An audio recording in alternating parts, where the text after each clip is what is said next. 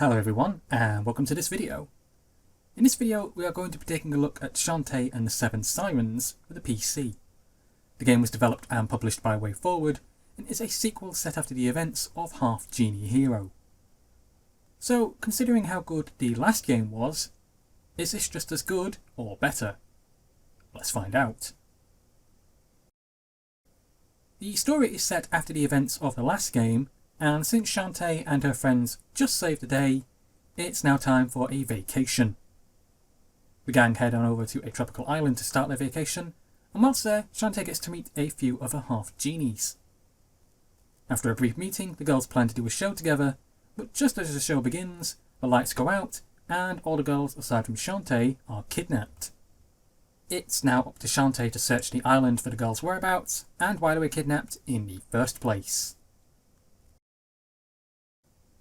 A lot of the cast from the previous game make an appearance in this one. You'll be hanging out with Sky, Bolo, and Shantae's uncle, whilst also having to deal with Risky and her crew. We're going to be meeting a lot of new characters, such as Harmony, Armor Baron, and a familiar looking half-genie that just so happens to be a zombie as well.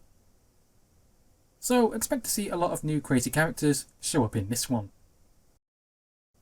Here's where things have changed a little bit, and I'm not too sure if it's all for the better or not.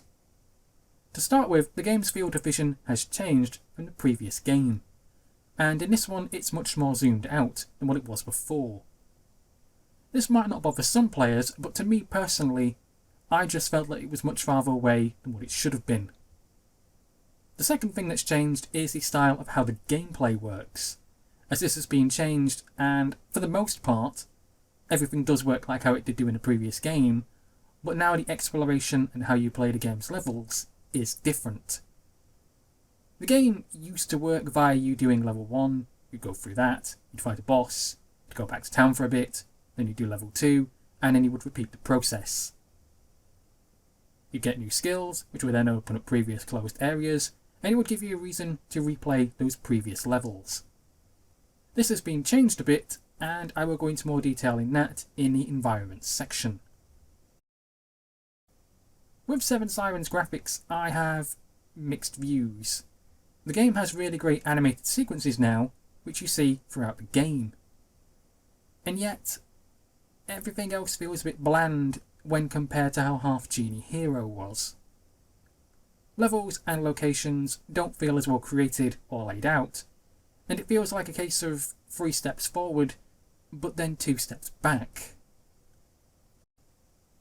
So, like I was saying with the gameplay, this has been changed, and with that, so has the game's levels. The game is no longer as straightforward and as linear as it once was, but instead the game forces it to be a more open and Metroidvania type game than what it should be, and I just don't think that works. It feels like a poor attempt to flesh out the game more by making you spend, and waste, a lot of time travelling from one part of the island to another, just to see if this is where you're meant to go, be it to either progress the game's story, or to gain an ability that you'll need later on. All that ends up happening is that after about 2 or 3 hours of gameplay, you very quickly get fed up of going back and forth and back and forth. When it comes down to if you should buy Shantae and the Seven Sirens, I am a bit torn on this. I absolutely loved half Genie Hero. It's got great graphics, it's got a good amount of content in it, and it is one of the best soundtracks that you could find. I was really excited to play Seven Sirens because I was expecting more of the same. It is, but it just isn't on the same level. It's got a more open world feel to it with its levels, which just doesn't work in my opinion. Its graphics are improved in some areas, but then not in others. Its level design feels bland, and it's got a really forgettable soundtrack. And what's worse is that the game has a lot much less content in it than previous game. Seven Sirens should have been an improvement on everything, but strangely it's not.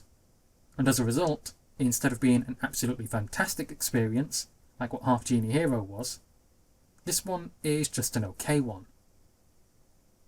I still highly would recommend Shantae and the Seven Sirens to fans of the series, but I just don't think that this game captures the magic or the greatness that the previous game had.